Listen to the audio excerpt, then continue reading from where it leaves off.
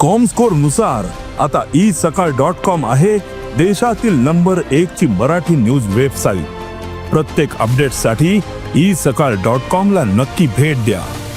माझ्या मतदारसंघाच्या धरून आमच्या किनारपट्टीसाठी पर्यटनासाठी मोठी तरतूद करण्यात आली आहे। त्याबद्दल मी अजितदादांचा मनापासून आभार व्यक्त करतो। हा चुनावी जुमला आहे, शब्दांचा आकड्यांचा खेळ आहे। रोहित पवारांना अर्थसंकल्प किती कळतो यावरूनच त्यांची पात्रता कळते।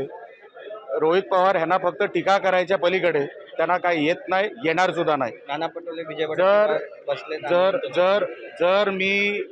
जर अध्यक्षांनी त्यांना चान्स दिला असता की तुम्ही बोला, त्यांना सुचलंही नसतं हाऊसमध्ये काय बोलायचं। म्हणून रोहित पवार काय म्हणतात त्याला महत्त्व नाही। 2100 रुपये करणार असेल किंवा शेतकरी कर्जमाफी 5 वर्षाचा जो काही आम्ही अजेंडा किंवा मॅनिफेस्टो तेव्हा काढला होता निवडणुकीला, तो 5 वर्षाचा होता। सरकार अजून 5 वर्ष आहे, एवढं विरोधकांनी लक्षात ठेवावं। एकही योजना बंदही केलेली नाही, बंदही करणार नाही।